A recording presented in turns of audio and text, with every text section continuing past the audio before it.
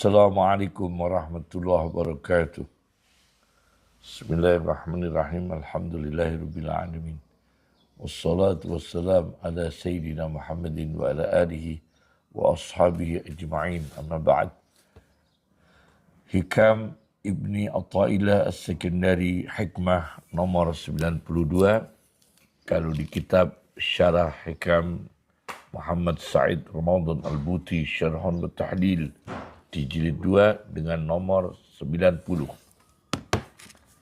di halaman 407. Bismillahirrahmanirrahim. Man abadahu li syai'in yarjuhu minhu.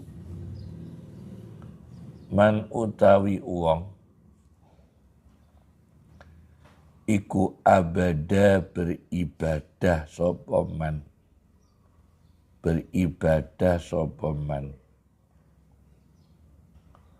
hu ing Allah, hu ing Allah li syai'in semata-mata krono sesuatu, yarju kang mengharap sapa man, dia berharap hu ing syai'in sesuatu minhu saking Allah, dari Allah, yakni orang ibadah kepada Allah semata-mata hanya pahala, hanya pahala yang dicari dari Allah, surga, rezeki, kebahagiaan. Kemudian au utawa liyat fa'eh, supaya menolak sapa man, menolak sapa man bita'atihi, kelawan ketaatan iman, atau dia ibadah dengan tujuan dengan ketaatannya dia melindungi diri, menolak wurudal ukubati ing tekane siksa, tertolak anhu saking man, dari dirinya, bukan minhu loh ya. Kalau minhu domennya bisa dari Allah, ini anhu, tertolak anhu saking man. Dia ibadah kepada Allah semata-mata supaya tidak disiksa, supaya tidak diadab, supaya tidak disengsarakan. Yang pertama hanya pahala, yang kedua hanya takut siksa. Nah, dua orang ini menurut analisa Ibnu Athaillah As-Sakandari belum sepenuhnya sempurna. Fama qoma bihaqqi awsafihi. Fama qoma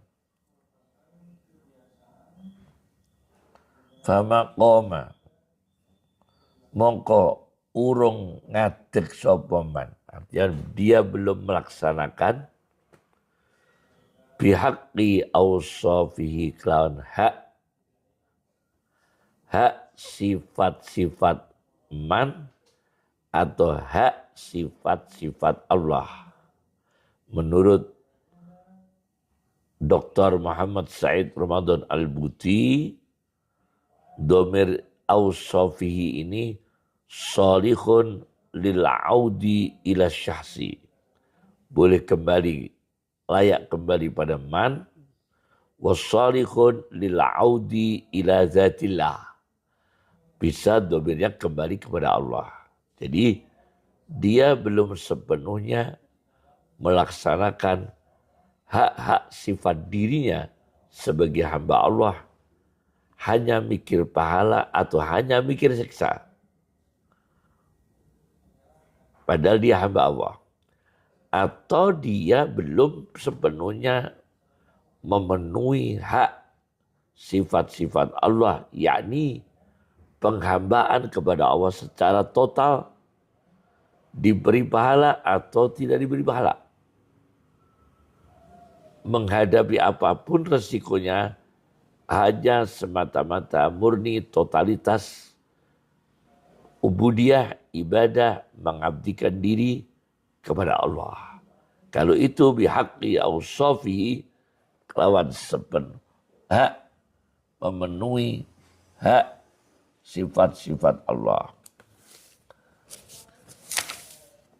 Muhammad Said Ramadan Al-Buti memang orang beriman ini ada dua spiritual. Satu, mahabbatullah, cinta Allah. Seperti disebutkan dalam Al-Maidah ayat 54. Biqaumin yuhibbuhum wa yuhibbunahu. Kaum yang Allah mencintai mereka dan mereka mencintai Allah. Di halaman 407-408. Kemudian makhafah minhu, spiritual, yaitu merasakan takut Allah. Wa khafuni in kuntum mu'minin. Ali Imran 175. Dan takutlah kepada aku jika kalian betul-betul beriman. Wa iyaya farhabun. Al-Baqarah ayat 40. Dan hanya kepada aku maka kalian takutlah. Ini ada mahabbah, ada makhafah. Tentu ini adalah kondisi spiritual. Tapi untuk mengabdikan diri kepada Allah, jangan hanya terpaku, terobsesi, terfokus pada dua hal ini. Karena kalau hanya terfokus pada dua hal ini, itu spiritualnya bisa tidak stabil. Nanti kalau pas kondisi dimudahkan Allah, rezeki, bahagia, berarti dia apa yang diangan-angankan itu tercapai dan dirasakan. Rezeki mudah, uang melimpah, anak-anak sehat, keluarga sehat, terpenuhi secara ekonomi, semangat ibadah. Nah, karena apa? Mahabbah ini. Kemudian kalau takut, dia hanya takut kepada Allah, berlebihan takutnya sampai timbul waswas. Tidak ada kestabilan, malah terjerumus pada waswas, takut kepada Allah sampai sholat jamaahnya itu terlambat karena waswas dalam wudu, karena waswas dalam takbiratul ihram, dan mudah berprasangka buruk kepada orang karena menilai orang ini selalu salah. Memandang orang ini menyalahi terus, salah dalam agama. Jadi dia saking takutnya kepada Allah, menganggap dirinya sering salah, menganggap orang lain sering salah. Nah, kalau kondisi ekonominya sulit, kondisi ekonominya sulit, kemudian miskin, kemudian fakir, kemudian sakit, tidak stabil semangat ibadahnya kepada Allah. Karena hanya mengharap antara pahala terhindar dari ujian, pahala terhindar dari azab, terhindar dari musibah, hanya itu. Nah, ini yang disebut dengan apa itu Syekh Said Ramadan Al-Buti, Muhammad Said Ramadan Al-Buti mengutip di surat Al-Hajj ayat 11, yaitu fa in asabahu khairun itsma'an nabi wa in asabathu fitnatun in qalaba ala wajhi. Yaitu maka apabila dia ditimpa kebaikan, dia tumakninah dengan kebaikan itu. Tumakninah kepada Allah, tentram ibadah kepada Allah. Tapi jika dia diterpa ujian, musibah, fitnah, dia berbalik atas wajahnya, yakni bisa terjadi murtad. Naudzubillah min dzalik. Maka lebih jelasnya saya baca di sebuah analisa di tafsir Mafatihul Ghaib Ar-Razi, tafsir Mafatihul Ghaib Ar-Razi. Ini kenangan kami di Mekah pada tahun 1990. Jadi sekitar 35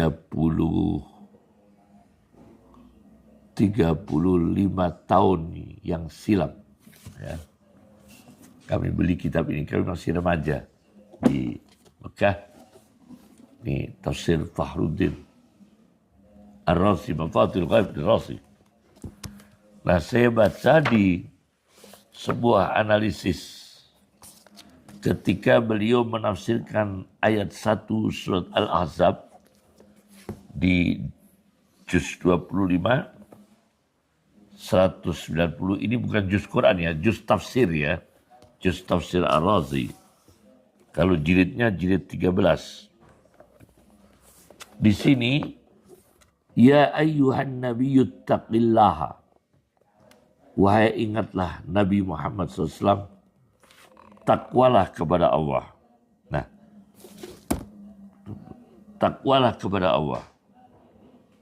Wahai Nabi Muhammad, wahai Nabi, ingatlah, takutlah kepada Allah.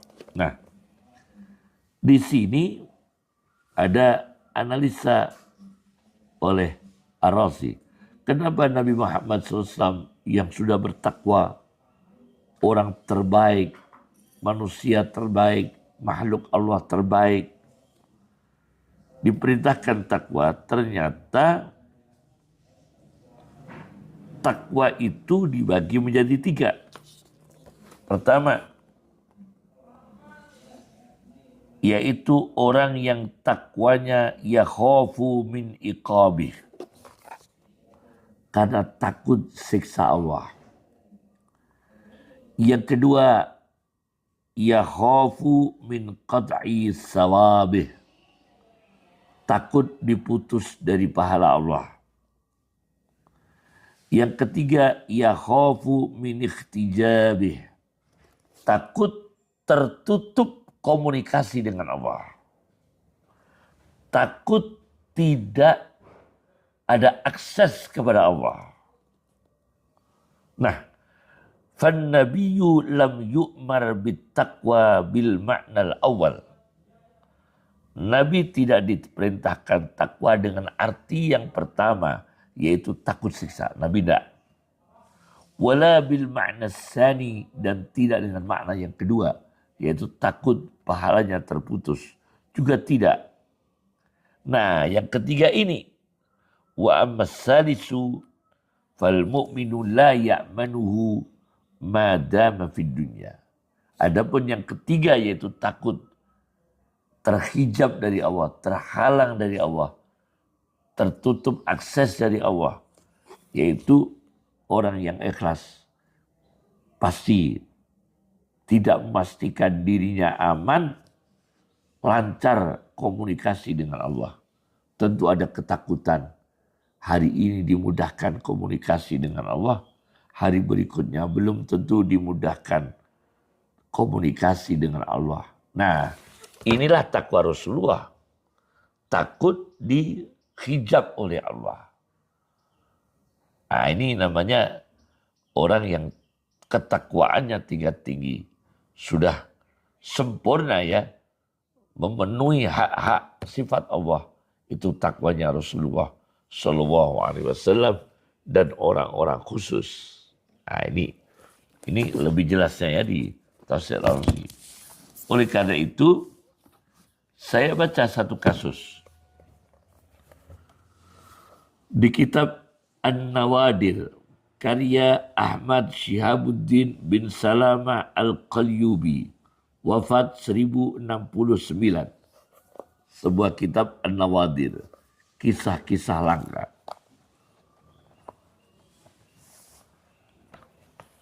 Saya baca di halaman 51, 52. Begini.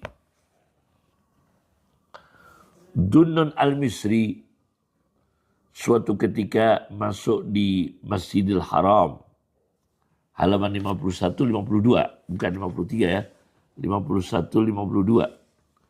Dunnun al-Misri, seorang sufi besar dalam sejarah literatur tasawuf, masuk di Masjidil Haram, melihat orang di bawah satu ustuwadah atau tiang Masjidil Haram.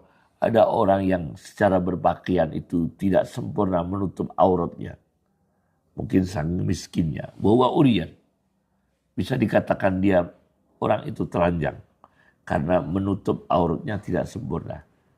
Ya mungkin saking miskinnya. Wa yazkurullaha ta'ala biqalbin hazin. Orang itu berzikir kepada Allah dengan indikasi hati yang sedih. Oleh Zunnun didekati. Lalu orang itu ditanya oleh Zunnun, "Man anta, siapa kamu?" Orang itu menjawab, "Ana rajulun gharib." Aku ini laki-laki asing, orang asing. Singkatnya, fabaka, orang itu yang berzikir menangis. Fabakaitu libukaih, kata Dunnun, maka aku terpengaruh ikut menangis. Famazala yabki wa abki, maka tidak berhenti dia menangis, aku pun tidak berhenti menangis.